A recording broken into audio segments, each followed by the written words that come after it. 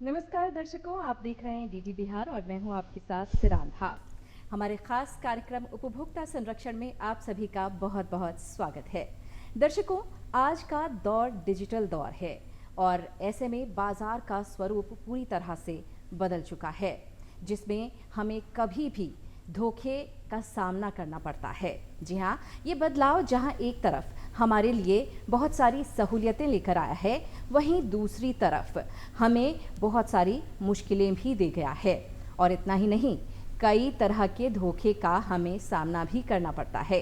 कई बार ऑनलाइन सामान मंगवाने के बाद हमारे पास ख़राब चीज़ें आ जाती है, या फिर खाली पैकेट आ जाता है, या फिर डार्क पैटर्न्स के ज़रिए हमारे जेब पर डाका। इन सभी चीज़ों से हम आखिर कैसे बच सकते हैं? कैसे कानूनी तौर पर इसके उपाय हमारे सामने हैं, जिससे कि एक आम कंज्यूमर बच सकता है, एक देश का आम नागरिक बच सकता है। इसी पर हम विशेष बातचीत करेंगे और ज़्यादा बातचीत के लिए हमारे साथ स्टूडियो में मौजूद हैं पटना हाई कोर्ट के अधिवक्ता और कानून के विशेषज्ञ शिवजी मिश्रा। सर, आपका बहुत बहुत स्वागत है डीडी बिहार के स्टूडियो में। और सबसे पहले सर, मैं आपसे यही जानना चाहूँगी, क्योंकि हमारा जो दर्शक है या हमारे देश का कंज्यूमर है, वो बहुत ही रॉ है, उसे समझ नहीं है कंज्यूमर प्रोटेक्शन एक्ट की। तो मैं चाहूँगी कि सबसे पहले आप उन्हें यही समझा दें बेसिक शब्दों में, आसान शब्दों में, कि ये एक्ट कैसे काम करता है और किस तरह से वो ठगी से बच सकते हैं। जी, बहुत इंटेलिजेंट क्वेश्चन आपने किया। पूरे देश के दर्शकों को, श्रोताओं को ये सबसे पहले मैं कम्युनिकेट करना चाहूँगा कि कंज्यूमर प्रोटेक्शन एक्ट जो है वो त्रिस्तरीय है, 3 टायर में इसका है। सबसे पहले डिस्ट्रिक्ट कमीशन, पहले जो जिसको डिस्ट्रिक्ट फोरम कहा करते थे, वो डिस्ट्रिक्ट कमीशन है, डिस्ट्रिक्ट कंज्यूमर प्रोटेक्शन कमीशन। उसके बाद स्टेट कमीशन आता है और उसके बाद होता है नेशनल कमीशन, जो राष्ट्रीय स्तर पर होता है, नेशन स्तर पर एक ही होता है, and that is situated at Delhi, वो दिल्ली में अवस्थित है। और जिले का जो जिला उपभोक्ता कंज्यूमर फोरम होता है, कमीशन होता है, वो हर जिले में है। स्टेट कमीशन जो है वो राज्य में एक स्टेट कमीशन होता है according to consumer protection act, और उसकी अधिकारिता वह अधिकारिता में अंतर है। जैसे डिस्ट्रिक्ट कमीशन में हम 50 लाख से लेके 1 रुपये से लेके 1 करोड़ रुपए तक का हम कर सकते हैं उसमें कंप्लेंट। अगर किसी उपभोक्ता को ये लगा कि वो ठगी का शिकार हो गया है, तो वो उसका जुरिस्डिक्शन है 1 करोड़ रुपए तक का कंप्लेंट डायरेक्टली डिस्ट्रिक्ट कमीशन में कर सकता है। 5 लाख रुपए तक का जो उसका अधिकारिता है, उसमें 1 नया पैसा फी भी नहीं लगता है। बाकी में उसको अकॉर्डिंग टू द अमाउंट वो उसकी फ़ी लगती है। और दूसरा है स्टेट कमीशन। स्टेट कमीशन में 1 करोड़ से ज़्यादा और 2 करोड़ तक का उसका जुरिस्डिक्शन होता है। यानी कि the person who has been cheated, जो व्यक्ति अगर ठगा गया महसूस पाया गया, तो वो 1 करोड़ से लेकर 2 करोड़ तक का वो डायरेक्ट स्टेट कमीशन में अपना कंप्लेंट फाइल कर सकता है। और 2 करोड़ से ऊपर जो भी है, वो नेशनल कमीशन में वो केस अपना फाइल कर सकते हैं। जी, केस फाइल करने की प्रक्रिया क्या होती है? केस फाइल करने में मैम बहुत ठीक है बात है, इसमें किसी प्रकार के किसी एडवोकेट की भी ज़रूरत नहीं होती है। अगर कंज्यूमर चाहे, पूरे देश के कंज्यूमर में कोई भी कंज्यूमर चाहे, तो वो डायरेक्टली अपना केस स्टेट कमीशन में या जिला कमीशन में किसी एडवोकेट के बगैर भी फाइल कर सकता है। लेकिन अगर देखता है कि मेरा केस कुछ कॉम्प्लिकेटेड है, हो सकता है कि हमें किसी वकील अधिवक्ता की सहायता की ज़रूरत है, तो उस स्थिति में वो एडवोकेट भी अपना रख सकते हैं। जी, कई बार ऐसा होता है ना कि जानकारी नहीं होती है आम लोगों को, तो वो वकील की या अधिवक्ता की सहायता ले सकते हैं। जी हाँ जी, तो मैं ये जानना चाहूँगी सर, अगर आज के दौर की हम बात करें, चूँकि हमारा टॉपिक ही यही है कि बदलते बाज़ार में क्या कुछ अधिकार मिले हैं, तो ई कॉमर्स ये शब्द बड़ा प्रचलित है इन दिनों। और इसमें हम देखते हैं ऑनलाइन शॉपिंग ख़ास तौर से जब लोग करते हैं, तो कई बार वो ठगी का शिकार होते हैं। ई कॉमर्स ने एक तरह से तस्वीर जो है वो बाज़ार की बदल दी है। जी। लोगों को कई बार कई चीज़ें समझ में भी नहीं आती हैं। तो अगर हम बात करें ऑनलाइन उपभोक्ताओं की या ख़रीदारों की, तो नए जो कंज्यूमर प्रोटेक्शन एक्ट है नया, उसमें क्या क्या अधिकार मिले हैं इन कंज्यूमर्स को? इन कंज्यूमर्स को बहुत सारा, एक तो सीसीपीए आ गया है अभी। जी।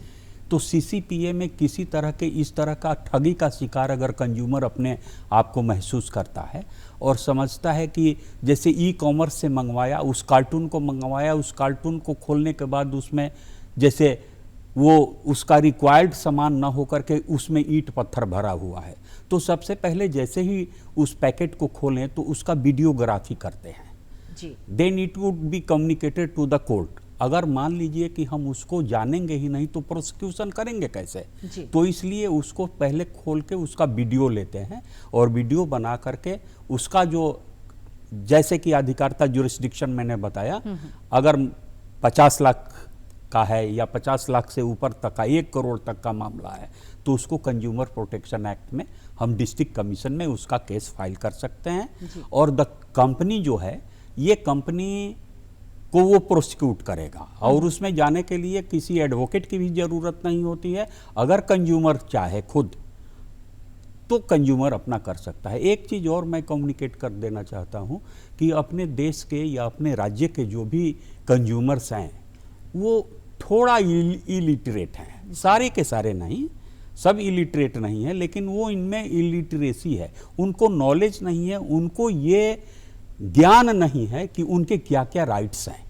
तो वो राइट्स के बगैर उस बात को कम्युनिकेट नहीं, जैसे हम भी कंज्यूमर हैं, बहुत दिनों से हम अधिवक्ता हैं, लेकिन आज तक मैंने किसी 10 रुपये 20 रुपये या कोई भी सामान लिया उसके कंप्लेंट के लिए हमने फाइल नहीं किया। जी। तो ये आम लोगों की, ये मेरी बात नहीं है, ये आम कंज्यूमर्स की बात है कि कंज्यूमर्स जो होते हैं वो थोड़ा ढीले पड़ जाते हैं। उसको कहते हैं कि चलो अच्छा 200 रुपये का सामान है, इसमें किसको कंप्लेंट करे, क्या ही कंप्लेंट करे। तो पहले तो कंज्यूमर्स को ये जानने की ज़रूरत है कि उसके क्या क्या राइट्स हैं और वो राइट्स को अगर समझेंगे, उनको एजुकेट करने की ज़रूरत है। तो कंज्यूमर प्रोटेक्शन एक्ट के मुताबिक उनको राइट्स दिया गया है, उनको राइट टू एजुकेशन भी दिया गया है कि उनको पहले एजुकेट करिए। और जैसा कि आपने प्रचार देखा होगा, चारों तरफ से आता है कि जागो ग्राहक जागो। जी। तो जागो ग्राहक जागो का मतलब कि be aware of fraudulent acts of the companies. Companies के जो फ्रॉडुलेंट एक्ट हैं उसके बारे में जानिए, क्योंकि कंपनीज करती क्या है, विदाउट नेमिंग एनी कंपनी हम बता रहे हैं, कंपनी करती क्या है कि they are doing misleading advertisements. वो मिसलीडिंग, भ्रामक तथ्य प्रचार करते हैं कि इतना में ऐसे करिएगा तो ये ले लीजिएगा, दूसरे दिन आपको 2 लाख रुपए का इनाम मिल जाएगा। तो इस तरह के कंज्यूमर्स को ये सावधान रहने की ज़रूरत है। आपने सही बताया, शुरू में ही बताया कि ई कॉमर्स के माध्यम से अभी जो आपको सहूलियतें दी जा रही है उससे ज़्यादा ठगी की जा रही है। तो मार्केट में ये दोनों ड्यूअल टाइप की इस तरह के सिचुएशन देखने को मिल रही है। 2-3 चीज़ें मैं भी इसमें इंक्लूड करना चाहूँगी। जो एक बात आपने इलिटरेसी की, दरअसल हमारा उपभोक्ता संरक्षण कार्यक्रम का मकसद ही यही है कि इस इलिटरेसी को, जो लोग ठगी का शिकार हो जाते हैं, तो उससे लोग बच सकें और एक एक माइन्यूट डिटेल्स उन तक पहुंच सके आसान भाषा में। आप जैसे वकील जो इतने एक्सपीरियंस्ड हैं, 32 साल का एक्सपीरियंस है, वो उन्हें डिटेल में बता सके कि वो ठगी का शिकार ना हो। और जो एक बात आपने कही सर, पिछले सवाल के दौरान ही आपने कही कि जब कोई ग्राहक कोई सामान मंगवाता है ऑनलाइन और खोलने पर पता चलता है कि उसमें ईंट पत्थर रखा है या वो डब्बा ही खाली है, तो ऐसे में वो सबसे पहला कदम, प्रभावी कदम क्या उठा सकता है? उसमें पहला प्रभावी कदम है कि उसका वीडियोग्राफी करे। जैसे मैंने पहले बताया कि हमने मंगाया था रेडियो, उसमें मिला ईंट, तो उसका वीडियोग्राफी करे कि जो हमने सामान, जो वस्तु हमने मंगवाई थी वो वस्तु न आकर के इन्होंने ये किया, तो उन्होंने ठगी किया है। तो it is a fit case for prosecution, इसकी जिम्मेवारी केवल कंज्यूमर प्रोटेक्शन एक्ट की ही नहीं है, इसको हम लोग साइबर थाने में भी दे सकते हैं, इसको पुलिस स्टेशन में भी उसके कंप्लेंट को रजिस्टर करवा सकते हैं। जी। जी। और हमने देखा है कि कुछ जो रेनॉन्ड कंपनीज़ है या ऐप है, उसमें तो ये सुविधा होती है कि जब आप डिलीवरी लो तो आप उसको खोल कर देख सकते हैं, लेकिन कई बार क्या समस्या आती है, मैंने खुद उसे फेस किया है, जी जी। कि जब वो डिलीवरी आती है तो क्योंकि वो मीडिएटर है, जो डिलीवरी कर रहा है वो मीडिएटर है, ऐसा होता है कि फेसबुक के थ्रू या फिर किसी अन्य जो सोशल साइट्स होती है उस पर भी काफ़ी एड्स आते हैं, उसके थ्रू जब आप शॉपिंग कर लेते हैं, वो सामान जब आपके पास आ जाता है, वो डिलीवरी देने वाला कहता है कि हमने तो अपना काम कर दिया, डिलीवरी का हमारा काम था, और ये कंपनी बता सकती है कि आपके साथ ये ऐसा क्यों हुआ है, और जब आप दोबारा उस लिंक पर क्लिक करते हैं तो उस पर आपकी डिटेल गायब होती है। ऐसे में क्या किया जा सकता है? देखिए, ये टोटली ये फ्रॉड किस्म का ये है, और डिलीवर करने वाला जो डिलीवरी बॉय है उसकी कोई गलती नहीं है, डिलीवरी बॉय को कोई प्रोसिक्यूशन नहीं किया जा सकता है, लेकिन जो ओरिजिनेट कंपनी करती है, ओरिजिनल जो कंपनी है, उस कंपनी को प्रोसिक्यूशन में लाया जा सकता है। उसके खिलाफ कंज्यूमर प्रोटेक्शन एक्ट में जिस तरह का रकम हो, मान लीजिए कि मैंने कोई कार मंगवाई है तो उसका जो मूल्य है उसके मूल्य से डिस्ट्रिक्ट कमीशन में जाएगा कि स्टेट कमीशन में जाएगा, उसके मूल्य के हिसाब से उसके ऊपर कार्रवाई की जा सकती है। जी। दूसरा कि डिस्ट्रिक्ट फोरम में, डिस्ट्रिक्ट कमीशन में या स्टेट कमीशन में जाने से हम और अपने अधिकार को छोड़ नहीं देते हैं। जी। हम चाहें तो उसको साइबर, अभी करीब करीब हर जिले में साइबर पुलिस स्टेशन का निर्माण हुआ है। जी। तो साइबर पुलिस स्टेशन में जाकर साइबर थाने में उस कंप्लेंट को कराया जा सकता है। ये बहुत अच्छी आपने बात बताई। मैं अपने दर्शकों को ये मैसेज कन्वे करना चाहूँगी कि हर ज़िले में साइबर पुलिस स्टेशन जो है वो बनाया गया है, कम से कम एक है। जी, कम से कम एक ज़रूर है, वहाँ पर जाकर आप अपना कंप्लेंट दर्ज करवा सकते हैं। जी जी। तो ये बहुत अच्छी आपने बात बताई। और मैं जानना चाहूँगी कि जब हम ऑनलाइन वेबसाइट्स देखते हैं, शॉपिंग साइट्स होती है, उसमें रहता है नो रिफ़ंड नो रिटर्न, ये उन्होंने मेंशन करके रखा होता है। तो जब वो ऐसा कर देते हैं, उसके बाद अगर कोई कंज्यूमर कोई शॉपिंग करता है और सामान जब आता है तो वो ख़राब निकल जाता है या फिर कुछ अलग चीज़ रहती है, तब क्या कानून इसके बारे में कहता है कि उस कंज्यूमर को कुछ रिफ़ंड नहीं मिल सकता, या क्या कंपनी के पास ये अधिकार हो जाता है कि वो कुछ भी रिफ़ंड नहीं करे? देखिए, अब तो ये कंज्यूमर, इसीलिए बीच बीच में कई बार सरकार की तरफ से ये अवधारणा दी जाती है कि जागो ग्राहक जागो। जब कंपनी खुद कहती है कि नो रिटर्न और नो, ये कह रही है कि हम रिटर्न नहीं करेंगे और इसको एक्सचेंज नहीं करेंगे, उस स्थिति में ग्राहक को भी समझना चाहिए, कंज्यूमर्स को समझना चाहिए कि इस कंपनी ने जो ये तथ्य दिया है, जैसे कई बार देती हैं कंपनियां कि मोबाइल पर ही देती है, ये टर्म्स एंड कंडीशन है, कल तक इसको ले लीजिए, कल तक नहीं लेने से आप इतने में घाट चले जाएंगे, और नीचे लिखता है कि येस आई एम एग्री और लिखता है कि नॉट एग्रीड। जी। तो अगर आप कहते हैं कि एग्री कर देते हैं, उस पर क्लिक करते हैं, तो इसका मतलब कि you have accepted all the terms and condition of the company. तो जब आप ये कर लेते हैं तो उसको प्रोसिक्यूट कैसे कर पाइएगा? जी। सिमिलरली जब वो नो रिफंड नो रिटर्न वाली कंपनी जो आती है, तो आप तो एग्री कर उसको देख रहे हैं कि उसमें उसका कंडीशन है। उस स्थिति में ग्राहकों को हम ये बताना चाहेंगे कि उस स्थिति में उन फ्रॉडुलेंट कंपनियों से बचें।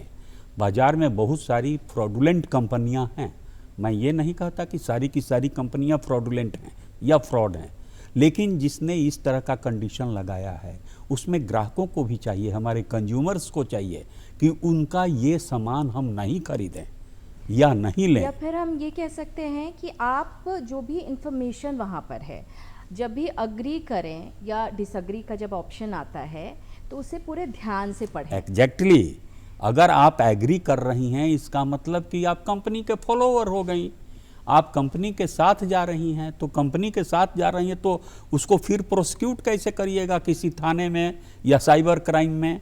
या कंज्यूमर प्रोटेक्शन एक्ट के तहत ही कहीं नहीं जा सकती हैं। आपने तो बिना पढ़े हुए, उसका तो बहुत छोटे छोटे में लिखा हुआ बहुत सारा कंडीशंस होता है, तो without going through the conditions आप उसमें एग्री का जब क्लिक कर देते हैं तो ये तो कंज्यूमर की गलती है। इस तरह से एग्री कर जाएं, इस तरह से कंज्यूमर्स को बचना चाहिए।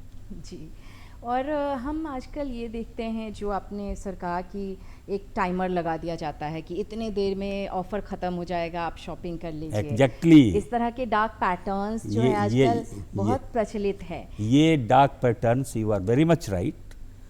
इसमें आपने बहुत सही क्वेश्चन किया है और हमारे दर्शकों को, हमारे श्रोताओं को इसको ध्यान से लेना चाहिए कि इस तरह के छलावे में कभी नहीं आए। These are the misleading advertisements. Misleading advertisement means कि ये भ्रामक प्रचार हैं। इस भ्रामक, श्रोताओं को समझना चाहिए कि इससे बेहतर और आएगी एडवर्टाइजमेंट, इससे बेहतर और मौके मिलेंगे। ये एक दिन के ही अंदर ले लेना है और एक दिन में ही इसको ख़त्म कर देना है, बहुत जल्दी से इसको हम परचेज कर लें, ये परचेजर्स बायर्स को नहीं करना चाहिए, हमारे कंज्यूमर्स को नहीं करना चाहिए। इससे बहुत सावधानी रखनी चाहिए। यानी एक बार अगर आप उसके जाल में फंस गए, आपने वहाँ से शॉपिंग कर ली, तो फिर आपके पास कानूनी तौर पर कोई रास्ता नहीं है बचने का, या फिर कुछ कदम उठाए जा सकते हैं? शिकायत करने पर क्या कुछ नहीं, नतीजा कदम मिलेगा? तो उठाए जा सकते हैं, शिकायत हो सकती है। जी जी, ऐसा नहीं है, अच्छा। कदम उठाए जा सकते हैं, हाँ। शिकायत भी हो सकती है। हाँ। लेकिन अगर वो कहता है कि कंज्यूमर्स को हम कम्युनिकेट करना चाहते हैं, सारे हम अपने ग्राहकों को, कि ये अंतिम मौका है, इस अंतिम मौके के बाद अब कोई मौका मिलने वाला है नहीं, इस तरह के भ्रामक प्रचार को, ये मिसलीडिंग एडवर्टाइजमेंट्स हैं, इस तरह के भ्रामक प्रचार से ग्राहक हमारे बचें, हमारे कंज्यूमर्स बचें, इस तरह के किसी भी मिसलीडिंग एडवर्टाइजमेंट के झांसे में ना आवें। जी, और उनको तो प्रोसिक्यूशन करने के लिए तो प्रोसिक्यूशन करेंगे ही। उस प्रोसिक्यूशन में दोनों तीनों विधाएं हैं। आप पुलिस स्टेशन में जा सकती हैं, आप साइबर क्राइम के स्टेशन में जा सकती हैं, आप कंज्यूमर प्रोटेक्शन एक्ट में कंप्लेंट दाखिल कर सकती हैं। जी, जी। और आए दिन लोगों के साथ टेलीग्राम टास्क और लॉटरी, बैंक, इस तरह की चीज़ों को लेकर भी कई बार स्कैम होते हैं। ऐसे में क्या वो सिर्फ साइबर सेल के पास ही जा सकते हैं, या फिर कंज्यूमर कोर्ट में इस तरह की एप्लीकेशंस को लिया जाता है? नहीं, स्कैम का जहाँ तक सवाल है, जी, जो स्कैम वाली मामला आएगी वो प्रोटेक्शन, इसमें डिस्ट्रिक्ट कंज्यूमर फोरम में नहीं जाता है। ये एकदम साइबर पुलिस स्टेशन का मामला है। ये साइबर पुलिस स्टेशन में उसका केस दर्ज होगा, और ये सामान्य थानों में भी इसका केस नहीं होना चाहिए। जब साइबर और स्कैम कर के आता है तो उसको साइबर पुलिस स्टेशन में ही उसका कंप्लेंट दर्ज होता है, उसमें प्राथमिकी दर्ज होती है, FIR लॉज हो जाता है। जी, जी हाँ। तो अगर मैं बात करूं डेटा ब्रीच की, आजकल बहुत होता है ऐसा कि कंपनियां जो हैं, ऑनलाइन साइट्स हैं, उन्होंने आपकी डिटेल्स ली, आपने उसमें एंटर किया, आप अपना फ़ोन नंबर डालते हैं, आप अपनी ईमेल आईडी डाल देते हैं, और वहाँ से वो डेटा लीक हो जाता है। और हम नोटिस करते हैं कि कुछ दिनों के बाद हमारे पास कई सारी मार्केटिंग कॉल्स आनी शुरू हो गई हैं। तो इसके लिए क्या रास्ता है, क्या कानूनी कदम उठाए जा सकते हैं, इसे कैसे रोका जा सकता है? देखिए, it is totally fault of consumers हमारे समझ नहीं पाते हैं। अगर कंज्यूमर्स हमारे समझ नहीं पाते हैं, हमने बताया कि मार्केट में एक से एक मिसलीडिंग कंपनियां हैं जो आपको दुष्प्रचार करती हैं। दुष्प्रचार में वो बताती हैं कि ऐसा करने से आपको इतना फ़ायदा हो जाएगा, और पूरा डेटा ले लेती हैं। तो ये कंज्यूमर्स को जानना चाहिए, हमारे सारे श्रोताओं को, दर्शकों को जानना चाहिए कि इस तरह से कंपनियों के झांसे में नहीं आवें। हम ये नहीं कहते हैं कि पूरे देश भर में कंपनियां फ्रॉड हैं, लेकिन कुछ कंपनीज ऐसी हैं जो फ्रॉड हैं, वो मिसलीडिंग एडवर्टाइजमेंट्स करती हैं। उस मिसलीडिंग एडवर्टाइजमेंट के तहत ही ये जो आपने कंटेंट्स दिया, वो सारी कंटेंट्स उसी में आते हैं। तो इससे ग्राहकों को बचना चाहिए, इससे कंज्यूमर्स को बचना चाहिए। उसके उपाय हैं। अगर वो किसी तरह से उस झांसे में आ ही गया तो उसका कंप्लेंट हम थाने में भी कर सकते हैं, साइबर थाने में भी कर सकते हैं।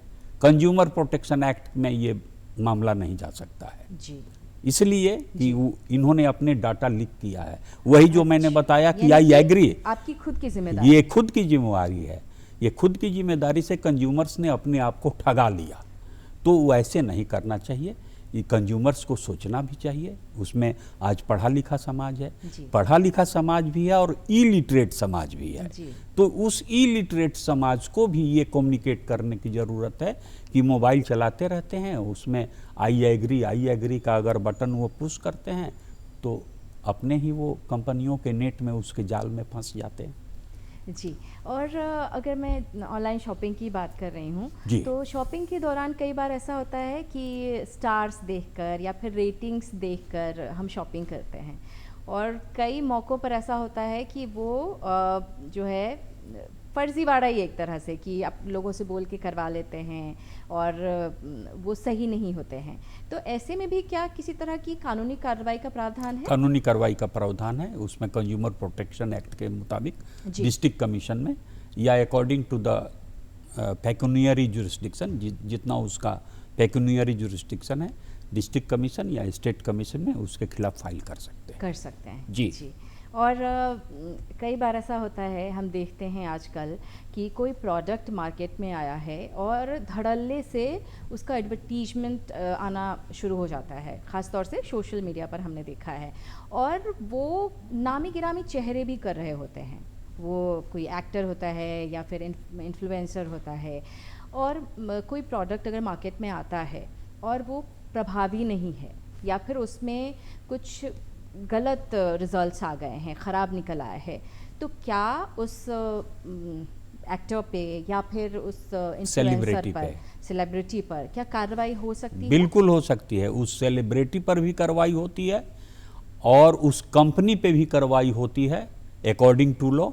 अगर कोई celebrity, I don't want to name anybody, अगर वो प्रचार करता है, उस प्रचार करने से आप उस प्रोडक्ट को ले लेते हैं, प्रोडक्ट लेने के बाद आप बीमार पड़ गए 20 दिन के लिए, या आपने कोई एक्सटर्नल यूज किया जिससे आपके स्किन पे किसी तरह का रोग उखड़ आया, तो इस स्थिति में वो सेलिब्रिटी, जो कहीं का भी सेलिब्रिटी हो या कोई एक्टर हो या कोई कंपनी के साथ उसका टाई अप है, उन दोनों पर कंज्यूमर प्रोटेक्शन एक्ट के मुताबिक उस पर कार्रवाई कर सकते हैं।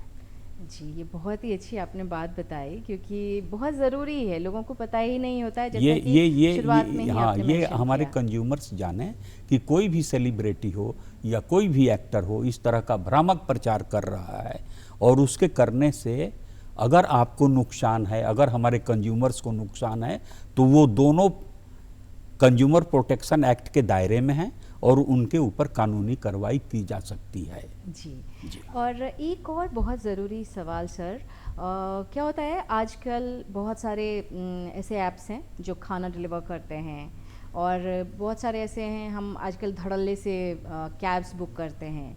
तो इस तरह के जो ऐप्स होते हैं, अगर उनकी सर्विस में कुछ कमी आती है, या तो खाना ख़राब निकल गया, या देरी से डिलीवर हुआ, या फिर हमने कैब बुक किया और वो कैब समय से नहीं पहुंचा, या फिर वो ड्राइवर आपके साथ बदतमीज़ी कर रहा है, तो कानून में उसके लिए क्या प्रावधान है? किस तरह से शिकायत की जा सकती है? इसमें कंज्यूमर प्रोटेक्शन एक्ट में भी कार्रवाई की जा सकती है। उसको डिफिशियंसी इन सर्विस कहते हैं। तो डिफिशियंसी इन सर्विस के चलते ये कंज्यूमर्स को राइट है कि वो कंज्यूमर प्रोटेक्शन एक्ट के मुताबिक डिस्ट्रिक्ट कमीशन में या स्टेट कमीशन में उसके खिलाफ कार्रवाई करें, उसके खिलाफ कंप्लेंट दर्ज करें, या त्वरित कार्रवाई के लिए पुलिस स्टेशन में भी जाकर के इस पर कार्रवाई की जा सकती है और उन पर कंप्लेंट किया जा सकता है। जैसे कैब का ड्राइवर है, बदतमीजी करने लगा, तो ये डिफिशियंसी इन सर्विस है जी। अकॉर्डिंग टू लॉ उसको हमको जाना चाहिए इसमें कंज्यूमर प्रोटेक्शन एक्ट में, लेकिन तुरंत कार्रवाई हो चुकी, इस तरह का मिसकंडक्ट उसने किया है, तो इसको पुलिस स्टेशन में भी आप कंप्लेंट दर्ज करवा सकती है। जी, ये बहुत ज़रूरी बात आपने बताई। और अगर मैं बात करूं, हम चूँकि ऑनलाइन चीज़ों की ज़्यादा हम बात कर रहे हैं क्योंकि बहुत पॉपुलर है, तो हम देखते हैं कि कई बार ऐसे एड्स आते हैं, बहुत सारे ऐसे ऐप्स होते हैं जो कि इंस्टेंट लोन प्रोवाइड करने की बात करते हैं, और जब लोग ज़रूरतमंद होते हैं उन्हें बहुत ज़रूरी है, मतलब कि बहुत ज़रूरत है उस वक्त पैसों की, तो वो तुरंत उस पर क्लिक करते हैं और उन्हें लगता है कि जल्दी से मुझे लोन मिल जाए। और उसके बाद उन्हें पता चलता है, लोन लेने के बाद उन्हें पता चलता है कि इसमें तो कई सारे अलग से चार्जेस उन्होंने ऐड किए हुए हैं, हिडन चार्जेस हैं, और फिर उसके बाद उनको डराया धमकाया जाता है, वसूली के लिए वसूली की बात की जाती है। तो ऐसे में कानून में क्या प्रावधान है, किस तरह से एक उपभोक्ता अपना बचाव कर सकता है? देखिए, बहुत बहुत पर्टिनेंट क्वेश्चन आपने किया। अभी लोन देने के लिए बैंकों में या जो भी फाइनेंशियल बॉडीज़ हैं उनमें होड़ पड़ी है। माने without taking any type of document वो कहते हैं कि हम ये लोन दे देंगे, वो लोन दे देंगे। उनका मकसद केवल ये रहता है कि कैसे उस कंज्यूमर का एक्सप्लॉयटेशन किया जाए। जैसे बैंक हैं, अब बैंक अपने साथ 20-20 गुंडे रखते हैं, उनके मसल्स मैन रहते हैं, उनको वो कहते हैं रिकवरी एजेंट। आपने सही क्वेश्चन किया है। तो ये रिकवरी एजेंट क्या करता है कि 2 लाख रुपया अगर लोन लिया है कंज्यूमर ने या 5 लाख ही लिया है, तो उस पर एक्सबॉल्ड माने उस पर बहुत ज़्यादा किस्म का एक इंटरेस्ट जोड़ते हैं और उस पर पेनल इंटरेस्ट जोड़ते हैं। और जब वो गरीब आदमी, चूँकि इलिटरेट है, समाज तो इलिटरेट है, उस इलिटरेट समाज में से ऐसे लोग जाते हैं उस पर क्लिक करके और वो लोन के लिए जब करते हैं, तो ये जो रिकवरी एजेंट्स हैं, बैंकों के पास रिकवरी एजेंट्स होते हैं, वो जाकर के उनको धमकाते हैं, डराते हैं और उनका शोषण करके और इस तरह से करते हैं। इसलिए कंज्यूमर्स को ये समझना चाहिए कि इस तरह के बैंक लोन्स या किसी फाइनेंशियल बॉडी से इस तरह के लोन के उसके बहकावे में ना आवे। जी सर, बहुत ज़रूरी बातें आपने बताई। अब चूँकि वक्त कम है तो मैं चाहूँगी कि जाते जाते आप हमारे आम नागरिक को, जो आम उपभोक्ता है, जो अपने अधिकारों से अनजान है, उनके लिए रोज़मर्रा के जीवन से जुड़ी 3 बहुत ज़रूरी पॉइंट्स बताएं, जो कि अगर वो ध्यान में रखेंगे, उसके बारे में जानकारी रखेंगे तो ठगी से बच सकेंगे। कंज्यूमर्स को पहले तो सबसे पहले ध्यान रखना होगा कि बाज़ार में बहुत सारे भ्रामक जो तथ्य आते हैं, भ्रामक प्रचार आते हैं, मिसलीडिंग एडवर्टाइजमेंट्स होते हैं, उनसे वो बचें, उनको वो जानें। और सरकार टाइम टू टाइम ये जो अपना कैंपेन चलाती है, जागो ग्राहक जागो, तो आजकल सारे ग्राहकों को, सारे उपभोक्ताओं को हम ये कम्युनिकेट करना चाहेंगे, हम ये बताना चाहेंगे कि किसी भी सामान के परचेजिंग से पहले उसके क्वालिटी को, उसके पोटेंसी को समझें। उसको, उसकी पोटेंसी लिखी हुई रहती है और उसमें दर्शाया रहता है। जैसे मान लीजिए कि कोई प्रोडक्ट है, कोई वस्तु है, उस पर ISI का मार्का दिया है, FSSI का मार्क दिया हुआ है, तो कंज्यूमर्स को चाहिए कि ये सारी चीज़ें जो हैं उसको ध्यान में रखें, उसको देखें और बी वेयर। उसमें कहा जाता है कि ग्राहक जागो, जागो ग्राहक जागो, तो कंज्यूमर्स को अवेयर रहना है। उसको सबसे पहले तो उस ज्ञान को बांटना है, कंज्यूमर्स के बीच में उस ज्ञान को बांटना है कि कोई भी कंज्यूम करने से पहले, कोई भी वस्तु लेने से पहले, चाहे वो आपका 100 रुपये की हो, चाहे 100 करोड़ रुपए की हो, उससे बचने के लिए उसमें मिसलीड से बचें। जी। मिसलीड से बचने के लिए आपको जागरूक होना पड़ेगा, आपको जानना पड़ेगा, आपके अधिकार क्या क्या हैं जानना पड़ेगा। और कंज्यूमर्स को ये सारे अधिकार हैं कि अगर किसी कंपनी ने इस तरह से धोखाधड़ी की है तो कंज्यूमर्स के ये अधिकार जो मैंने बताया कि साधारण police station, cyber police station, consumer का district commission, state commission, national commission, इन जगहों पर जाकर के कंज्यूमर्स अपना कंप्लेंट दर्ज कर सकते हैं। जी, बहुत ही आसान भाषा में हमारे कंज्यूमर्स को आपने इतनी अच्छी जानकारी दी है, अधिकारों के बारे में बताया है। सर, आपका बहुत बहुत धन्यवाद। जी, नमस्कार। तो दर्शकों, एक बात तो तय है, आज की बातचीत से इतना तो साफ है कि हमारा जो भी अधिकार है वो जानना हमारे लिए बेहद ज़रूरी है। मार्केट कितना भी बदल गया हो, चाहे ऑनलाइन मार्केट हो या फिर ऑफलाइन मार्केट हो, हम जब भी शॉपिंग करते हैं हमें अपने अधिकारों के बारे में जानना बेहद ज़रूरी होता है। और छोटी मोटी बात कहकर किसी बात को टालना ठीक नहीं है। जब आप किसी जगह पर किसी छोटी सी चीज़ की भी शिकायत कर देते हैं, किसी छोटी धोखाधड़ी की शिकायत कर देते हैं, तो ये ना सिर्फ आपके अधिकारों की पूर्ति करता है, आपका हक दिलाता है, बल्कि बाज़ार को भी बदलने पर मजबूर करता है।